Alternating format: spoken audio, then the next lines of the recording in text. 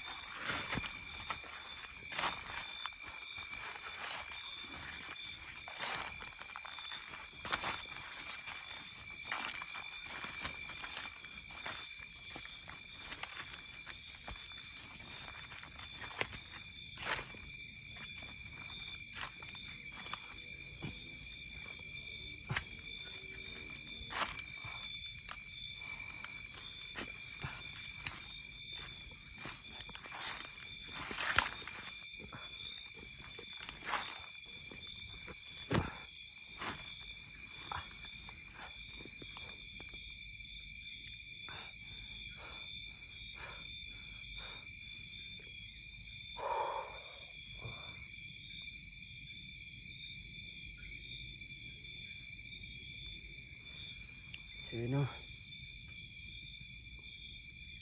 Ganito kahirap yung operasyon namin o. Sobrang hirap sa pagiging hunter. Lalo na sa mga ganito. Sa mga ganitong pangyayari. Kaya sana magbalak po dyan na papasok sa larangan sa pag-hunter no. Kailangan nyo ng matibay na loob at kurso. Kailangan talaga kung gusto yung pumasok na dapat iano nyo na hindi basta basta ang lalaki ng hunter no. Kaya nito malalagay ka sa langanin.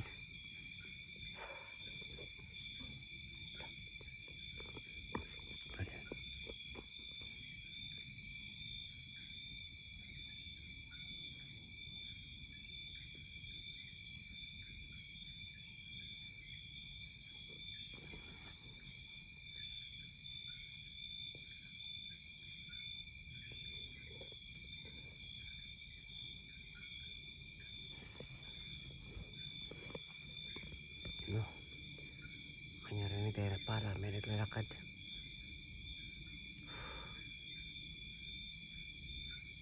Pero malas ko naman. Bakit kasi ako palagi kaya talaga ako palabasin niyan to. Maskara. Grabe. Sayang no. Sayang.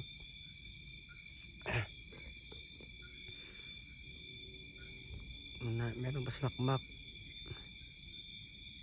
Medyo kapante na ako kasi akala ko na makakalabas ako na ito sa kubat. Grabe smakmak no. Sobrang bait talaga. Ngayon ko napatunayan na mabait talaga smakmak. Tignan nyo. Talaga yung buhay sa langayan para lang makatakas ako. Kaya ang bait lang ng bata yun. So sana no. Nakaligtas siya. Sana nakatakas din siya tulad ko. Kasi gusto ko siyang tulungan din na bagong buhay. Tulad nga sabi niya nung unang meet namin no. Gusto niya tulungan kasi gusto niya magbago. Sana magawa natin yung gusto niya no. Ibigyan natin yung gusto niya, gusto magbago.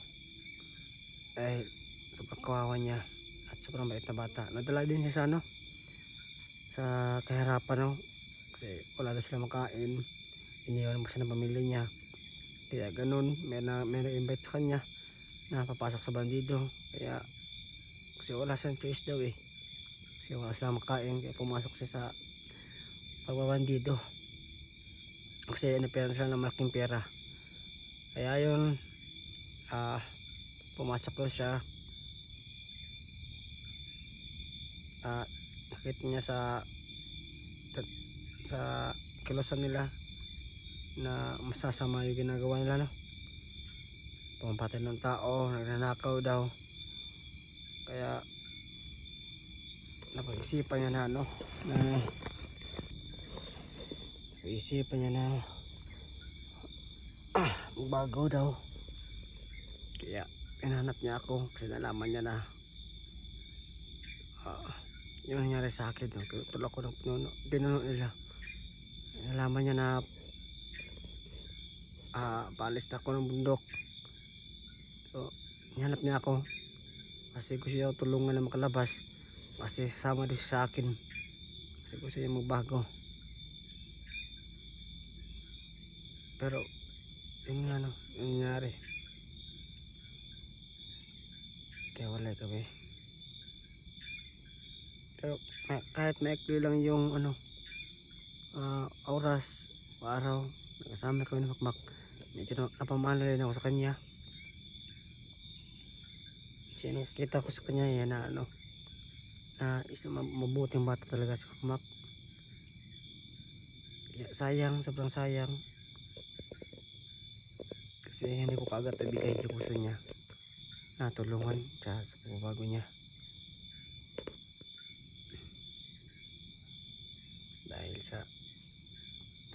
Dahil na naman, no, nagkupensa tayo, nangyari naman to. Kung hindi ko talaga alam, no, na mangyayari to, nagawagsi, akala ko na isang tangyero na yun, pero hindi pala, isa palang kalaban, nagagaya lang ng itsura. So hindi ko ano ka rin, no, hindi ko rin akalain na kalaban pala siya. Grabe.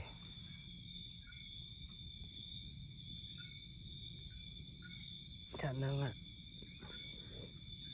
makalabas tayo dito, mabutan pa tayo ng umaga, kasi hindi ko alam kung ano pang taglay na kapangyarihan nakalaban na yun.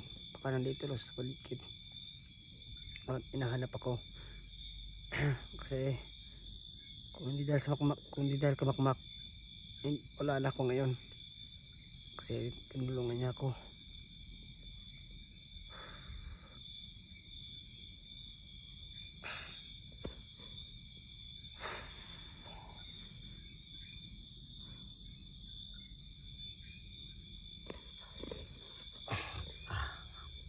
Hanap lang tayo ng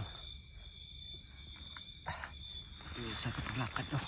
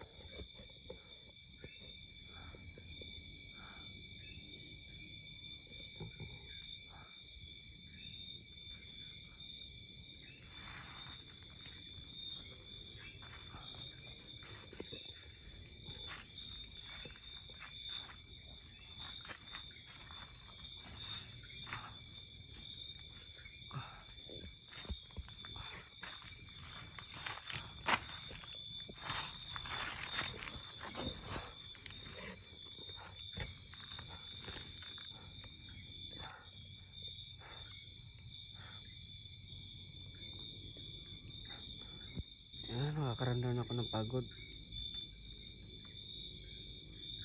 kasi kanina po lalakad dito sa gubat.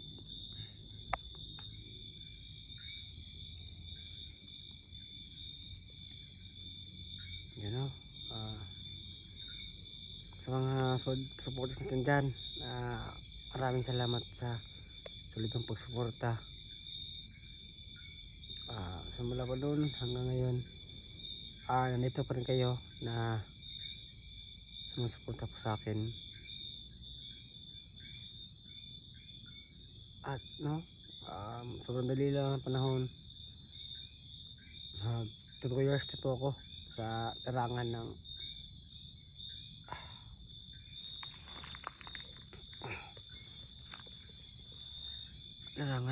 pag-agos hunting po, no. So sobrang tagal na rin magkasama, sa mga unang grupo ko pa sa Quadro Boys.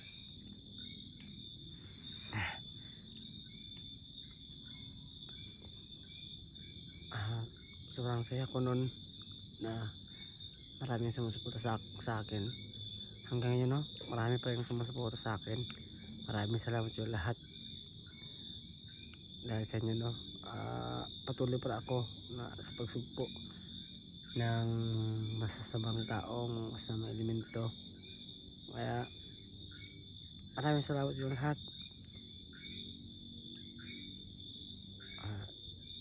Yun, sa mga hunter dyan, tumulong din sa akin noon, sa mga utol ko, sila Hatangero, sila Mark, sila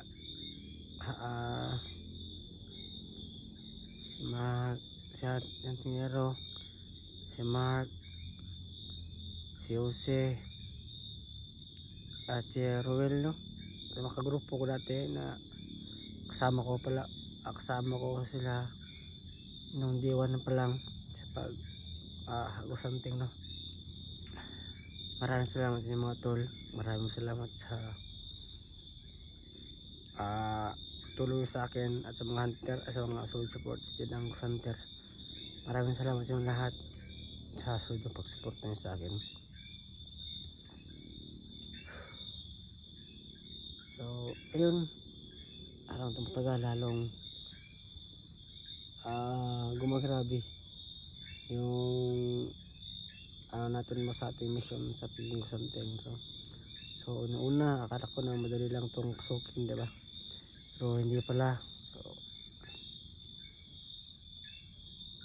sobrang hirap pala. Pero sobrang masarap sa pakiramdam na alam na pag mayroon ka natutulungan. Sobrang sarap sa pakiramdam na meron kang matulungan na tao. So sana, no, meron pa tayong matulungan iba pang tao at nangangailangan ng tulong at mabuksa yung mga masasama. Ewan ko na lang, no, kung makakasurvive pa ba ako dito, kasi parang bumibigay na po yung katawan ko ngayon. Kasi kailangan hanap na ako ng hinanap ang katawan ko yung pagkain at tubig. Ano pang gumagalaw?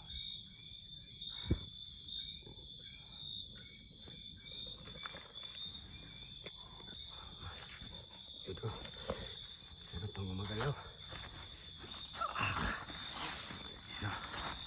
Kailangan natin magpahinga siguro. Sandali lang.